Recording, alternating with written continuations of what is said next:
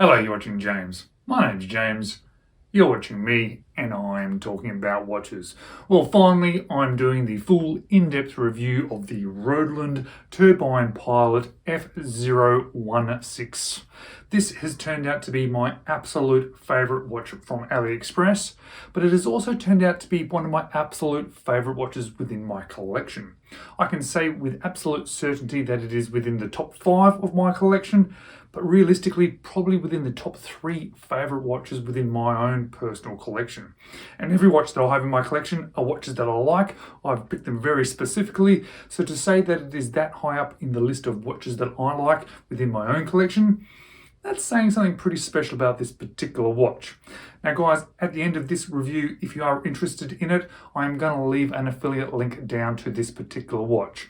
Now I'm going to leave an affiliate link for the store that I purchased it from and another one that also sells it.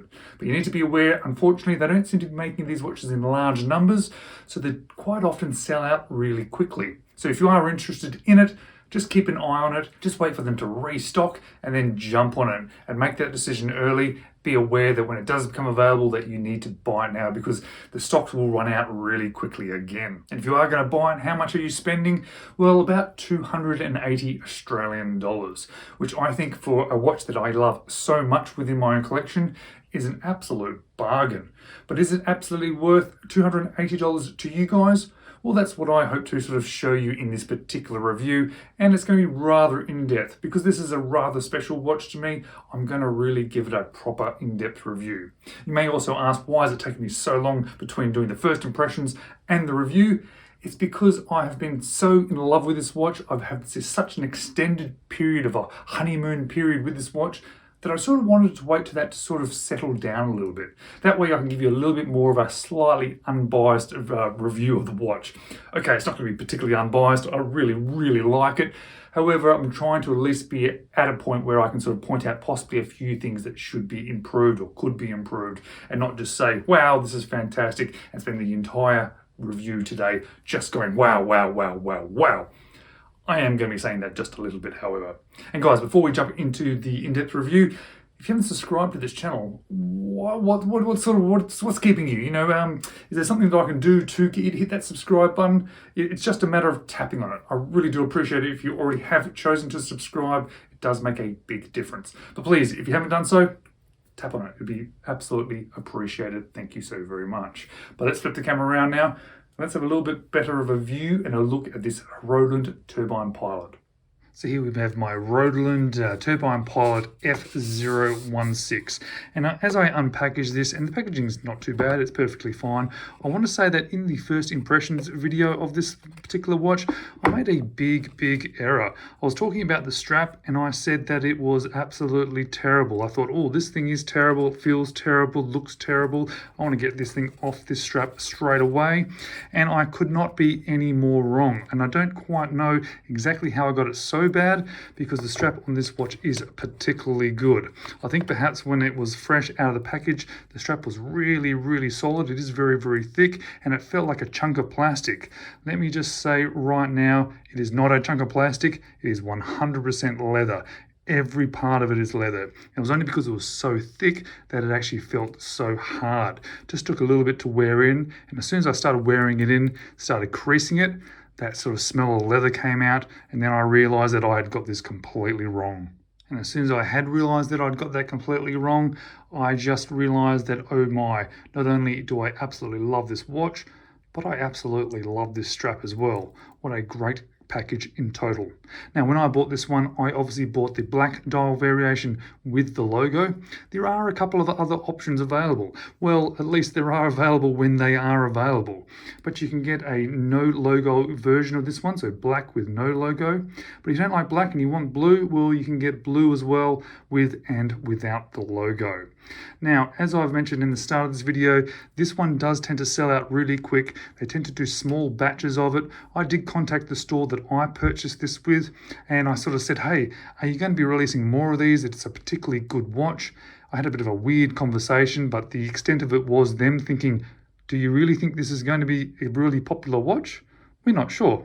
So that is, I think, why they're only ordering these in small batches, just because they're not sure how many they're actually going to sell. Now, before we jump into anything more about it, I get the feeling I'm going to forget to say something. So I'm going to say it now so that I don't sort of get too caught up and start to say lots of other stuff and forget.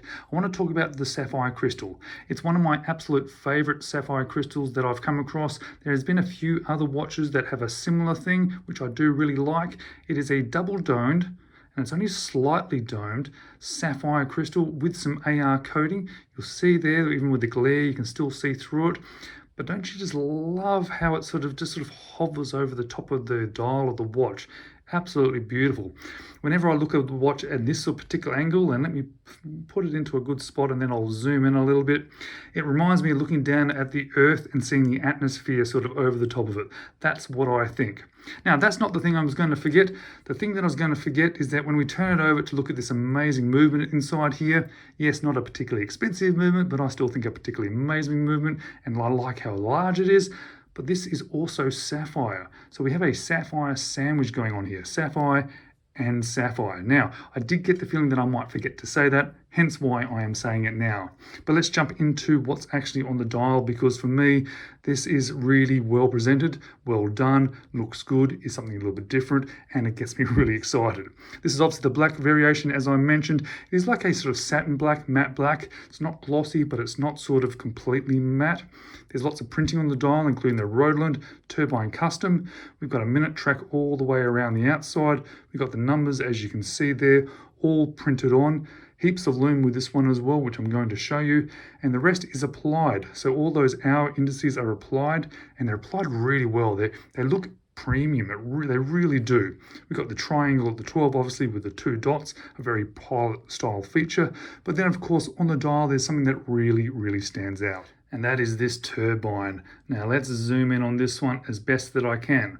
Now I want to say, firstly, I think it's a great feature, but secondly, I haven't seen any other watch with a turbine, because there are a few online now. I haven't seen any that have the quality and the sort of detail of this one. If you try and look really closely, you'll see that it is really refined, really sort of cut out well, really good. I have seen some others that look good, but nothing that I've seen look the quality of this one. And whilst we're there, you'll see there's a red dot on one of the fan blades there. That means you can actually utilize it as a second hand if you want to do so. The printing on the dial obviously continues around with that ring and the sort of the numbers, just so you can actually use it as a proper second hand. But yeah, now I have to admit, when I was looking at this initially, I thought, oh, I think that's a bit of cutout metal. It really looks like a piece of cutout metal, but I don't think it is. I think it is like a molded plastic. But look how thin that molded plastic is. Look at that. Yeah, look at that. I can get it at that angle. Really well executed. Really impressive, actually. And it sort of really does lift the quality of this watch. Every part of this watch sort of lifts the quality of this watch. This is why I love this watch so much. It's sort of everything about it is particularly good. Jumping to the hands, they are blue hands. Don't know if they're blued or not. They're probably not at this sort of price range, but they certainly look like they're blued hands. I don't really mind it either way, to be honest, especially at this sort of price range. Lots of lume in that sort of hour and minute hand as well. Nice and long too. I do like my long hands. Very legible as well. Being a pilot watch, you want it to be quite legible. That is certainly something that is rather important. Whilst we're looking at the dial of the watch, talking about the lume, let's stick in a lume video now, because this lume on this watch was actually rather surprising to me.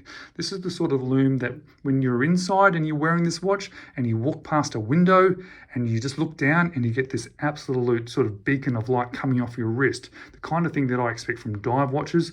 This watch has that. It's really impressive, especially at this price point. But the question you're going to ask is, how big is this watch? Because I've said it a few times, it's a big watch. This is a watch that is relatively large, and it's large for 2 specific reasons. One, I think, is because it is a pilot style watch. It is also a homage watch, although you can't buy the watch that it is homaging. It was like a limited run of only sort of 10 watches, so don't feel worried about buying a homage watch, really, because you can't buy the original from this one. But that one was rather big as well, so it is being big because of that. But it's also because of the movement that is in the back here. This is quite a large movement, and you'll see if you look down the edges, it really goes all the way out to the case. So I think the case sizing is constricted, or at least sort of having to fit around that larger style movement. And I've noticed a few pilot watches that either use this movement or a similar movement have also been quite large. So we're talking about these dimensions. What actually are they? Well, the case diameter is 43.1 millimeters, which is big, but it's not stupidly big. It's sort of a biggish, I guess. Thickness 12.9 millimeters, which I actually think is actually quite reasonable for a watch like this. Lug to lug 52 millimeters, which is not a small sort of lug to lug by any means. It is certainly pushing the boundaries for wrists my size. However, we'll talk a bit more about that and about how it sort of curves to your wrist a little bit later. Lug to lug is 22 millimeters, and the weight on this sort of leather strap, which is great, not bad, as I had previously mentioned, is 92 grams. And a watch that is on a leather strap at 92 grams, it sort of tells you that there's a little bit of heft to it. Yes, partly because of the size, but it means that there is something a little bit substantial on your wrist. The next standout feature that I absolutely adore about this watch and makes me love it so much is the case and the case finishing. Now, I have mentioned a couple of times in previous videos that I'm really starting to understand something that really stands out to me about watches in regards to finishing. I love having the mixture of surfaces, going polished, brushed, polished, brushed. It just sort of really gives you a bit of an extra oomph to it. And this one is exactly that. We have a high polished stainless steel solid bezel that moves to a really nicely sort of brushed circular brushing on the tops of those lugs and in around underneath that bezel. Then we have a really nice polished chamfered edge that runs all the way across, all the way down as well onto those lugs, which I like, and then a beautiful nice sort of satin brushing on the side. And the quality of the brushing is particularly good, sort of well beyond the price of this watch. On the other side, we have an oversized crown. Now, on this size watch, it actually suits it really well, but it does make it very, very easy to grab and to wind. Now, I can't remember what the name of this sort of crown is. It's sort of like an onion crown, but it's a triangle. I'm sure there's a particular name for it. Maybe it's an aviator crown. Very nice and easy to grab onto. Lots of grip, as you can see, with that sort of surface texture. On the edge there's a nice little plane, which is a nice little sort of feature. And it is a really easy and actually a really nice movement to wind as well. Nice little noise to it. Yeah, really nice. Let's turn it over so you can see it as we're moving it. So you'll see if we sort of concentrate on this little thing up here, I'm sure it has a name and I'll learn that one day. It sort of moves around, locking the main barrel in, and there's a little bit of move backwards. So as you wind it, it then comes back and locks in. So you do get that little bit of back movement as you release, but only a tiny little bit, and you can see why it is doing that. Really nice to grab onto this one here. No ghost position. This is purely a time only sort of a watch. So you pull it out straight to setting the time. Now you will see there is no hacking. Now, normally that is a little bit of a problem for me. I don't hate watches without hacking. However, this one, it makes absolutely no difference to me because the second hand is a fan and I'm not really paying that much attention to it. So not having hacking is not a game changer for me, is not a deal breaker for me whatsoever. But a nice easy crown to use, easy to action, and a really nice sort of adjusting or a rotating sort of feel to it. Now, this movement that I've been showing you is a really cool looking movement. Really reminds you of a sort of a pocket watch style movement. This particular movement is a Seagull ST3621.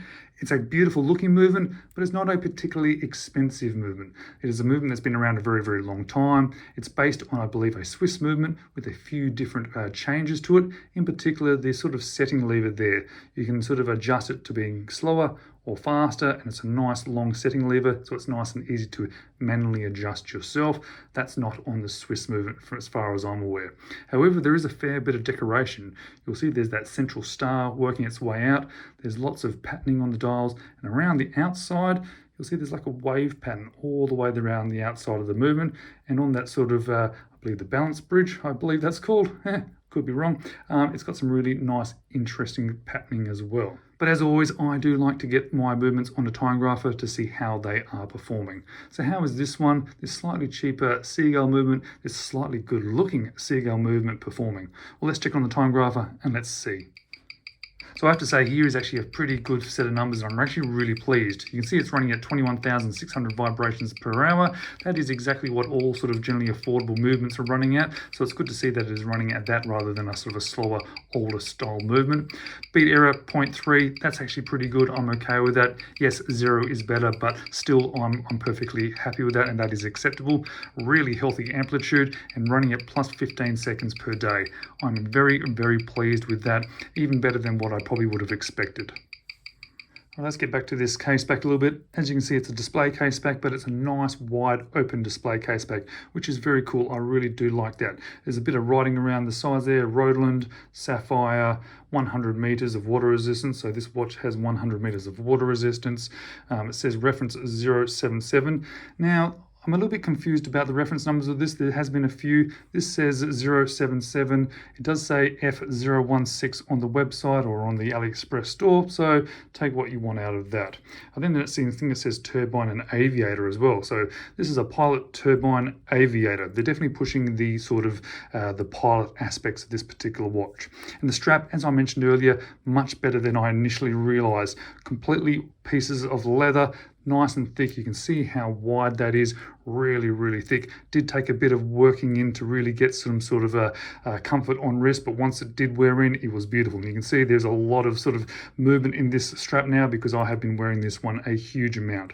Now, this part of the watch sort of strap there is actually quite short, but apparently I think that's quite a sort of a standard thing when it comes to this styles of straps there. You can see there's that step down, which is sort of what we sort of expect by a lot of these pilot style watches.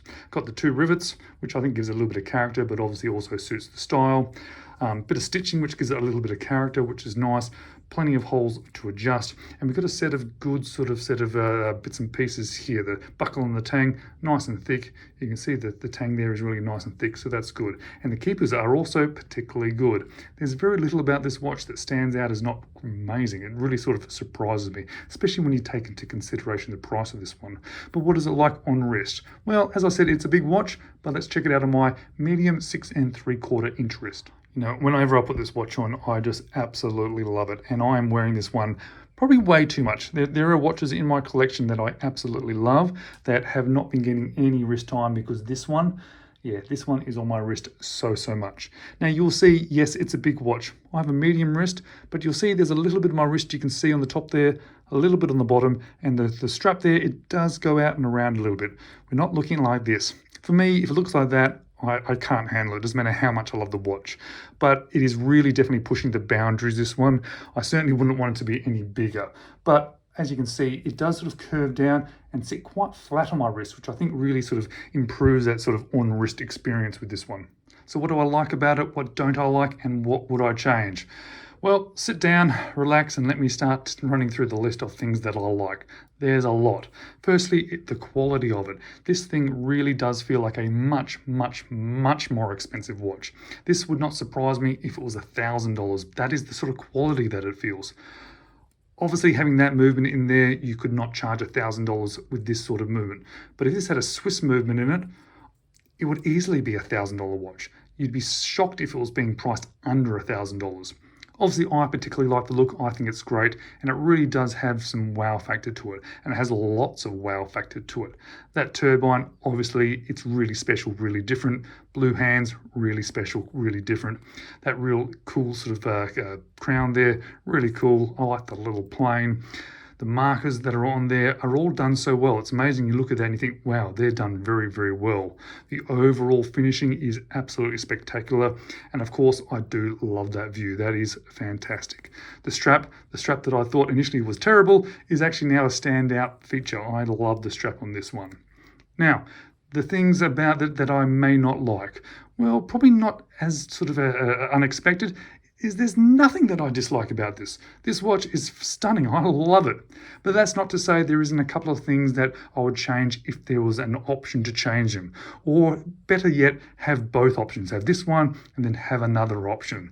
And the other option would be probably a fair bit more expensive, but it would contain a Swiss movement and hopefully a movement that was a little bit smaller, so we could probably bring the dimensions of the watch down just a fraction. I'm quite happy with it being a larger watch, being a pilot watch, but still, if it was a tiny bit smaller and if it had a really good quality sort of Swiss movement in it, honestly, I'd pay $1,000. I'd be the first one in the queue, waiting there with my $1,000 in my hand, wanting to buy it. But let's flip back to me now, and let's say a few more nice things about this watch. Let's flip around, get back to me. So I think it's pretty clear that I absolutely love this watch. As I've mentioned a number of times now, it has been one of the key watches in my collection, and it is going absolutely nowhere. I'm going to be keeping this one long term, if not forever. But is it a perfect watch? Well, no, there is a couple of little things that you need to forgive. It's a rather large watch. I'm perfectly okay with that, especially the style of the watch. And the movement, I really like the movement. I really like the look of the movement, but it's not exactly an expensive movement. So there's a little bit of that unknown factor in regards to it lasting long term. Now, I feel fairly confident that if I look after this one, it should be perfectly fine. But wouldn't it be amazing if they gave it as an option to put a much better quality movement in there? Honestly, if they gave this as an option to put a Swiss movement in there, I would pay significantly more money for this one. But they don't, so we are stuck with this one. And that is not a bad thing because it is a particularly good watch. And taking into account that it is 280 Australian dollars, I can't think of any other watch in that price bracket that I like as much as this one. There certainly isn't another watch that I'd buy instead of this one, especially since I know how much I do absolutely love it. But guys, thank you so much for sticking around all the way to the end of the video. I really do appreciate it, and I do hope to see you in the next video.